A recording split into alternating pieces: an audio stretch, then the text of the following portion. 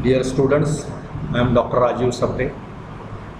This is lecture number 12 from the chapter Circle. This is part of video lecture series about SSC Mathematics. I appeal all of you to subscribe the channel and take advantage of all these lectures. Okay, so coming to this lecture, in the previous lecture we have seen what is meant by measure of the arc and also what is meant by two arcs are congruent. तर इथे त्याची definition दिलेली आहे बघा. Two arcs are congruent if their measures and radii are equal. वेगवेगळ्या radii असलेल्या सर्कलमधले दोन arcs त्यांचं समजा सेंट्रल अँगल सेम आहे तरीही ते कॉन्ग्रुएंट नाहीत. लक्षात घ्या काय म्हटलं मी. एक सर्कल आहे त्याची रॅडियस समजा 4 सेंटीमीटर आहे, दुसरं सर्कल आहे त्याची रॅडियस 5 सेंटीमीटर आहे. म्हणजे ही अशी सिच्युएशन आहे बघा. हे एक सर्कल, हे समजा एक सर्कल आहे त्याची रॅडियस समजा 4 सेंटीमीटर आहे आणि दुसरं एक सर्कल आहे याची रॅडियस समजा 6 सेंटीमीटर आहे. ओके, समजा हे सेंटर O1 आणि हे सेंटर याचं O2. याची जी रॅडियस आहे म्हणजे समजा मी आता इथे ए आणि बी असे पॉईंट्स घेतले म्हणजे ए एक्स बी आणि इथे पण घेतला मी पी वाय ओके आणि क्यू. मी समजा हे जॉईन केलं O2P आणि हे जॉईन केलं. तसंच इथे मी जॉईन केलं. समजा हे मेजर आहे, हे समजा काहीतरी थिटा आहे आणि हे मेजर पण समजा थिटा आहे. म्हणजे थिटा दोन्ही मेजर्स इक्वल आहे. सेंट्रल अँगल्स म्हणजे हा जो आर्क आहे याचं मेजर किती तर थिटा. म्हणजे मी काय म्हणणार measure of arc AXB is theta. Also it is same as measure of arc PYQ. का तर PYQचा सेंट्रल अँगल थिटा आहे आणि AXBचा पण सेंट्रल अँगल थिटा आहे. परंतु काय झालं बघा, रॅडियस OA इज 4 सेंटीमीटर्स आणि ही जी रॅडियस आहे O1 ना, इथे O1 लिहिलं आहे मी त्यामुळे O1A आणि ही जी रॅडियस आहे O2P ती 6 सेंटीमीटर आहे. त्यामुळे सेंट्रल अँगल सेम आहे, दॅट इज ओके. पण इथल्या या सर्कलची रॅडियस आणि या सर्कलची रॅडियस वेगवेगळे आहेत. त्यामुळे हे जरी आर्क त्यांचे सेंट्रल अँगल सेम असले तरी कॉन्ग्रुएंट नाही. आणि कॉमन सेन्स आहे ना, हा जर आर्क मी इथून काढला आणि याच्यावर ठेवला तर हे कोइन्साइड होतील का, नाही होणार. हे एकावर एक बरोबर बसतील का, नाही बसणार. म्हणून जरी सेंट्रल अँगल सेम असले तरीही ते आर्क कॉन्ग्रुएंट नसतात जोपर्यंत सेंट्रल अँगल आणि त्या सर्कलची त्रिज्या दोन वेगवेगळ्या. एकच सर्कल असेल तर काही विषयच नाही, मग त्रिज्या सेम असते, मग त्यावेळी फक्त सेंट्रल अँगल इक्वल आहे का बघा. पण जर दोन वेगवेगळ्या सर्कलवरचे आर्क्स असतील आणि ते कॉन्ग्रुएंट आहेत का असा ज्यावेळी प्रश्न विचारणार त्यावेळी तुम्हाला सेंट्रल अँगल बरोबरीनेच त्या त्रिज्या हा विषय घ्यावा लागेल. म्हणून बघा रॅडियाय आणि central angle their measures and radii are equal, then you will say that those two arcs are congruent. ठीक आहे. त्याच्यानंतर बघा पुढचा जो मुद्दा आहे त्याच्यामध्ये तुम्हाला असं शिकायचं आहे की property of a some measures of arcs. म्हणजे काही फार कठीण नाही आहे. बघा आता समजा तुम्ही हे एक सर्कल काढलं, I will draw that circle again. एक सर्कल समजा आपण काढलं, ठीक आहे. आणि मग त्या सर्कलवर आपण समजा असे काही पॉईंट्स घेतले. समजा हा इथे A आहे, ओके, इथे B आहे, इथे C आहे, इथे D आहे, इथे E आहे, इथे F आहे. तर मी काय म्हणणार, हा जो आर्क आहे ABC, arc ABC plus arc CDE is equal to arc ABE. इथलं पहिला पॉईंट, इथला शेवटचा पॉईंट, कारण C हा कॉमन आहे. म्हणजे आर्क ABC मध्ये तुम्ही हे सर्कल ट्रेस करत A पासून C पर्यंत आलात आणि CDE मध्ये तेच सर्कल ट्रेस करत C पासून E पर्यंत गेलात, म्हणजे एकूण तुम्ही A पासून E पर्यंत आलात. म्हणजे हा आर्क मला एकतर ABE असा लिहिता येईल किंवा ACE लिहिता येईल किंवा ADE लिहिता येईल, काही लिहा तुम्ही. दिस इज ॲडिशन ऑफ 2 आर्क्स. लक्षात घ्या, दिस इज ॲडिशन ऑफ 2 आर्क्स. परंतु असं होईल का, आर्क ABC बरोबर ना प्लस आर्क DEF. बघा असं मी समजा लिहिलं, आर्क ABC प्लस आर्क, म्हणजे हा आर्क झाला ABC. आता आर्क समजा DEF घेतला, आर्क DEF असा मी घेतला. Can you say this is equal to arc AEF, arc AEF असा मला लिहिता येईल का? बघा ABC हा आर्क, म्हणजे आपण त्याला वेगळा रंग देऊया. बघा समजा हे मी आर्क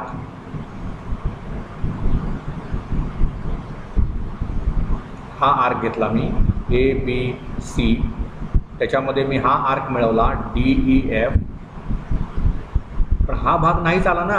मग हा ह्याची बेरीज नाही मला करता येत. बेरीज करण्यासाठी काय व्हायला पाहिजे, इथला पॉईंट आणि इथला पॉईंट कॉमन पाहिजे. हा आर्क जिथे संपतो तिथेच दुसरा आर्क सुरू झाला तर मग मला ॲडिशन करता येतं, अदरवाईज नॉट.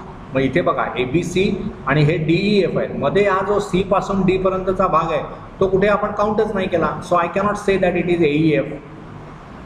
त्यामुळे हे साधं आहे, अगदी सोपं आहे, याच्यात न कळण्यासारखं खरंच काही नाही आहे, व्हेरी सिम्पल. आता पुढे बघा, तुम्हाला 2 लहान लहान थिअरम्स करायचे. काय थिअरम्स आहेत बघा, काय थिअरम आहेत. पहिला बघा, the chords corresponding to the congruent arcs of a circle are congruent. Chords कशा chords, corresponding to congruent arcs of the circle or congruent circles. बघा म्हणजे आपण इथे थिअरम लिहूया. थिअरमची स्टेटमेंट काय आहे बघा, the chords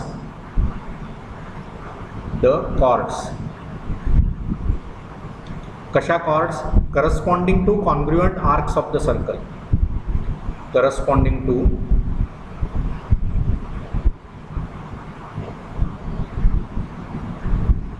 congruent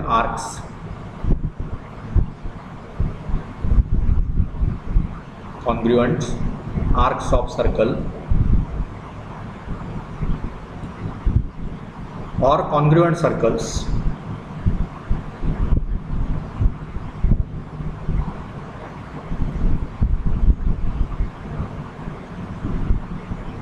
are congruent.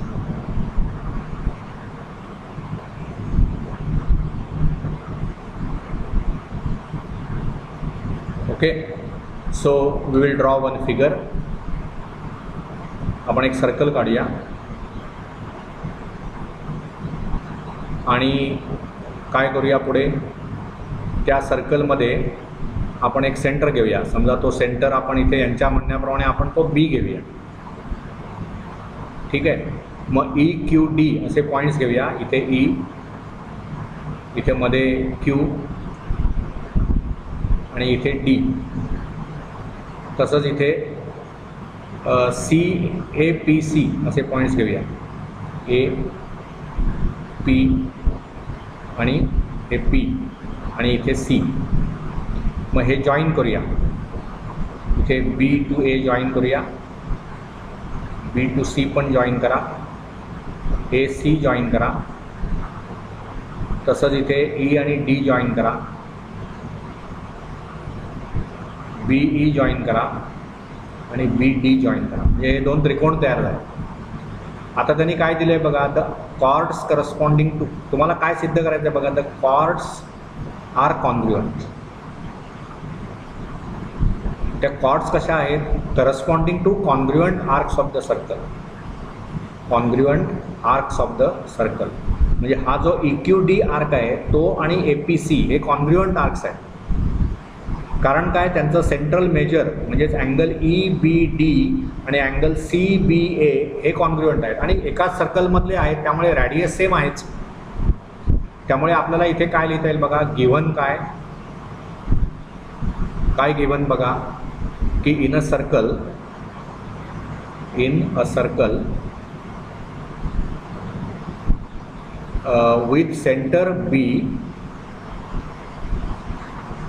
with center B,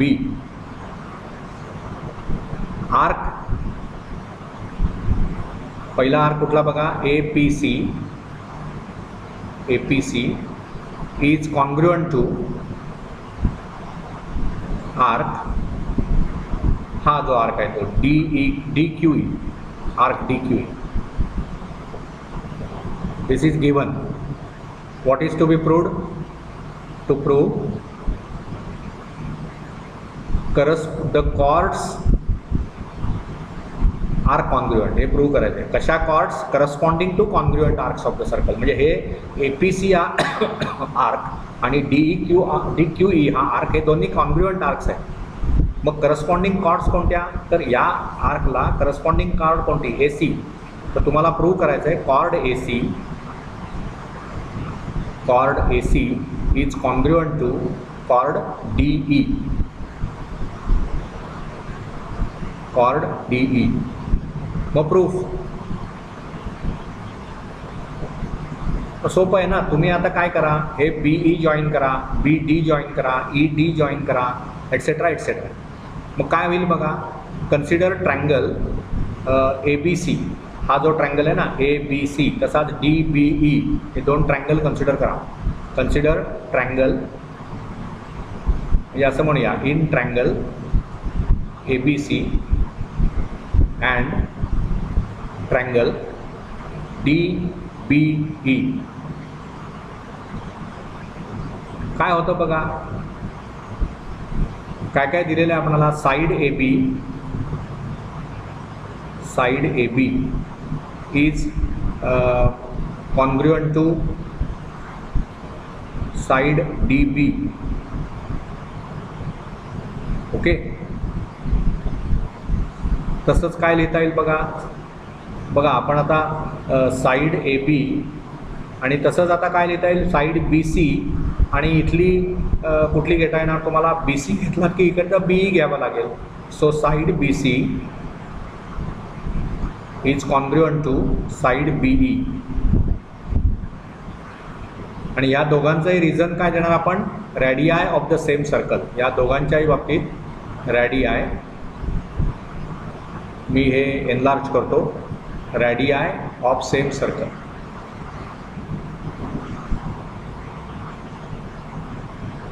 ठीक आहे. आणखी काय होतंय बघा, की तुम्हाला असं दिलेलंच आहे ना की हा जो अँगल आहे ABC आणि हा जो अँगल आहे DBE हे कॉन्ग्रुएंट आहेत. का? तर हे जे हे दोन्ही आर्क्स कसे आहेत बघा, congruent arcs of the circle. इथे दिलंय बघा, आर्क APC हा जो आर्क आहे तो आणि हा DQE हे कॉन्ग्रुएंट आहेत. So what I can say, angle ABC is congruent to angle DBQ. का? तर गिवन. म्हणजेच काय झालं, या दोन साइड्स आणि त्यात त्यांच्यामधला angle. So what I can say, triangle ABC is congruent to triangle, which triangle? DBQ. आणि जर ट्रँगल्स कॉन्ग्रुएंट असतील तर त्यांच्या करस्पॉन्डिंग साइड्स, म्हणजे आता AC ही साइड आणि इथली DQ ही साइड, ट्रँगल DBQ नव्हे ना, आपण काय लिहिलं आहे? Triangle DBE. I am extremely sorry, this is triangle DBE आणि अँगल पण DBE.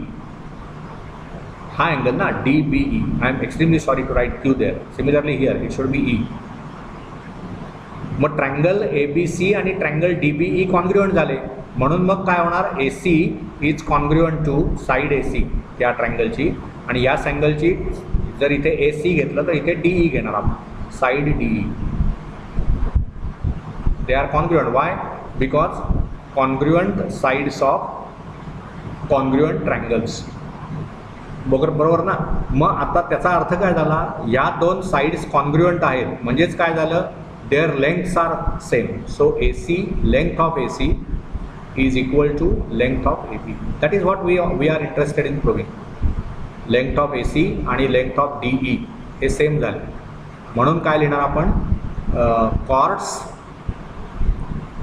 chords AC and chord DE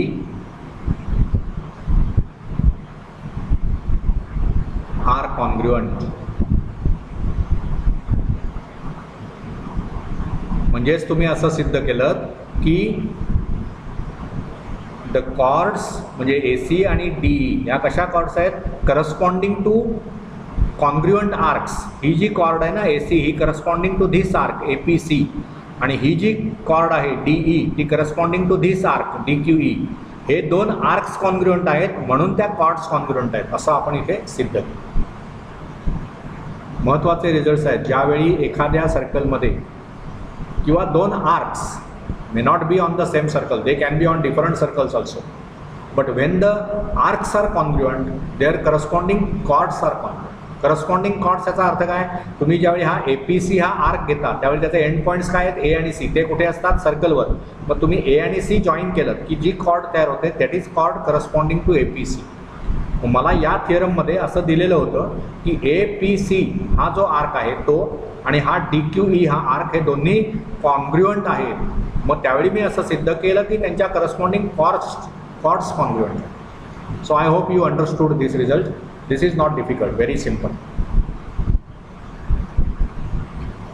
now what, now we will proceed further आणि सी द नेक्स्ट रिझल्ट. आता इथे उलटं केलेलं आहे. इथे काय म्हटलं होतं, द कॉर्ड्स करस्पॉन्डिंग टू, इथे म्हणतोय आपण corresponding arcs of the congruent chords of the circle or congruent circles are congruent. आता इथे तुम्हाला आधीच्या थिअरममध्ये हे जे आर्क्स आहेत ते कॉन्ग्रुएंट दिलेले होते आणि करस्पॉन्डिंग कॉर्ड्स कॉन्ग्रुएंट आहे ते सिद्ध केलं. आता उलटं करस्पॉन्डिंग आर्क्स कॉन्ग्रुएंट आहे ते सिद्ध करायचं आहे whenever the chords are congruent their corresponding chords. So now we will say next theorem. Will write the statement corresponding arcs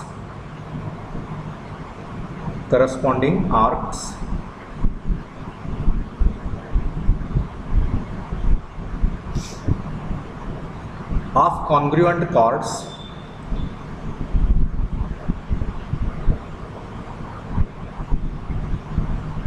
corresponding arcs of congruent chords of a circle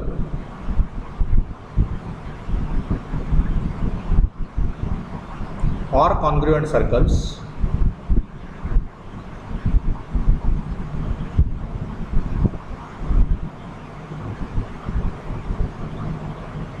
are congruent.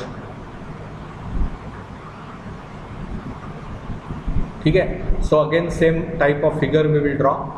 One circle. This is that circle. We will take center of the circle, say O. Okay. Now what? You take chords. Chord PQ आणि chord RS आपण घेऊया. म्हणजे इथे मी एक P आणि Q घेतो, PQ. तसंच मग इथे मी R आणि S घेतो. ते बिंदू असे घेतो की PQ ही जी कॉर्ड आहे ती आणि RS ही कॉर्ड ह्या एकाच लांबीच्या आहे. ही लेंथ PQ आणि लेंथ RS सेम आहे. मग आता इथे आपण हा X असा बिंदू घेऊया, इथे M घेऊया आणि इथे N घेऊया. हे का घेतोय मी, त्यांच्या फिगरप्रमाणे, म्हणजे तुम्हाला पण समजायला सोपं जातं. आणि मग हे जॉईन करूया आपण, O to P जॉईन करूया, O to Q जॉईन करूया, इथे पण O to S जॉईन करूया आणि O to R जॉईन करूया. आता मला दिलेलं काय आहे, ही जी कॉर्ड आहे PQ आणि ही कॉर्ड RS या कॉन्ग्रुएंट आहेत असं दिलेलं आहे. आणि मला सिद्ध काय करायचं आहे, हा जो आर्क आहे PMQ आणि हा जो आर्क आहे RNS हे कॉन्ग्रुएंट आहे. म्हणजेच काय, त्यांचा सेंट्रल अँगल हा जो अँगल आहे POQ आणि हा जो ROS आहे ते जर कॉन्ग्रुएंट आहेत असं तुम्ही सिद्ध केलं तर ते हा आर्क्स कॉन्ग्रुएंट आहे. ठीक आहे. So very simple.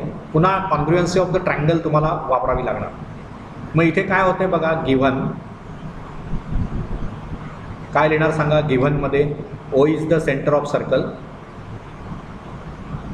O is centre of the circle. त्याच्यानंतर दिलेलं काय तुम्हाला, कॉर्ड PQ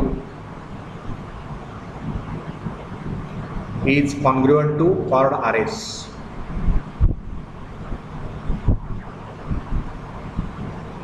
कॉर्ड PQ ही कॉर्ड आणि ही कॉर्ड कॉन्ग्रुएंट आहे. What is to be proved, to prove काय प्रूव्ह करायचं आहे मला, arc PMQ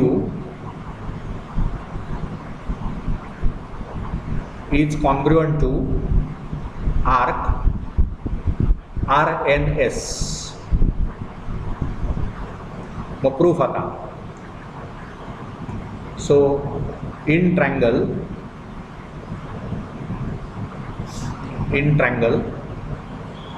POQ and triangle ROS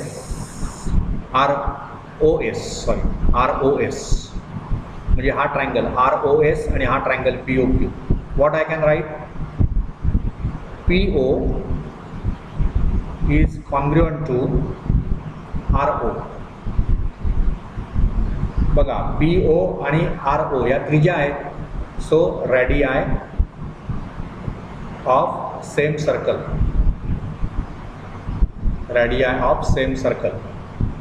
तसंच OQ आणि OS बघा, OQ ही पण त्रिज्या आहे, OS त्रिज्या एकाच सर्कलची, त्यामुळे OQ is congruent to OS. पुन्हा तेच रेडियाई ऑफ सेम सर्कल. आणि तिसरी साईड याची बघा, ही तुमची PQ आणि इथली RS. PQ is congruent to RS given. बघा ना, इथे दिलेलं आहे तुम्हाला chord PQ is congruent to RS given. So corresponding sides म्हणजे POQ आणि ROS मध्ये करस्पॉन्डिंग साईड्स कोणत्या? इथली PO इथली RO ते कॉन्ग्रुएंट आहे. इथलं OQ इथलं OS ते कॉन्ग्रुएंट आहे. इथलं PQ इथलं RS बघा, हे PQ तसं हे RS कॉन्ग्रुएंट आहे. So triangle POQ is congruent to triangle ROS by side test of congruency. Side test of congruent triangles. मग त्याच्यामुळे काय होतं, ज्यावेळी दोन ट्रायंगल्स कॉन्ग्रुएंट आहेत त्यावेळी त्यांचे करस्पॉन्डिंग अँगल्स कॉन्ग्रुएंट असतात. म्हणून मग इथला अँगल जो आहे ना POQ तो आणि इथला ROS, सो अँगल POQ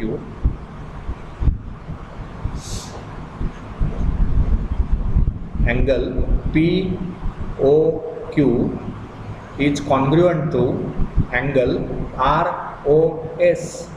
आणि याचं रिझन काय द्यायचं? Corresponding angles of congruent triangles. मग अँगल POQ जो आहे तो म्हणजेच या आर्कचं मेजर आहे. So what I can say? So this means measure of arc PMQ is same as measure of arc RNS. आणि ज्यावेळी दोन आर्क्सची मेजर सेम असतात एकाच सर्कलमध्ये, हे एकच सर्कल आहे त्यामुळे याच्या रॅडियस सेम आहेत आणि सेंट्रल अँगल पण सेम आहेत. म्हणजे त्यामुळे मी काय म्हणणार की आर्क PMQ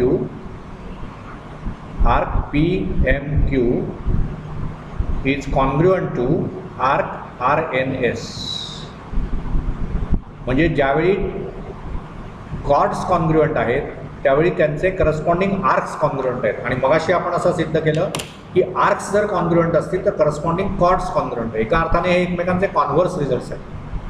जर आर्क्स कॉन्ग्रुएंट असतील तर करस्पॉन्डिंग कॉर्ड्स कॉन्ग्रुएंट आहेत, कॉर्ड्स कॉन्ग्रुएंट असतील तर करस्पॉन्डिंग आर्क्स कॉन्ग्रुएंट आहेत. So that is the proof. दोन्ही ठिकाणी आपण ट्रायंगलच्या कॉन्ग्रुएन्सी, दोन ट्रायंगल्स कॉन्ग्रुएंट आहेत हे कसं दाखवायचं याचा वापर केला. म्हणून मी नेहमी सांगत आलो प्रिव्हियस रिझल्ट आपले चांगले तयार पाहिजे. ठीक आहे, तुम्हाला हे लक्षात आलं, पण शेवटी तुम्हाला काय दाखवायचे? दोन ट्रायंगल्स कॉन्ग्रुएंट आहेत. मग त्याच्यासाठी मला कॉन्ग्रुएन्सी ऑफ द ट्रायंगलच्या टेस्ट माहिती पाहिजे. This is how this goes on. ठीक है, we will continue in the next lecture. Thank you.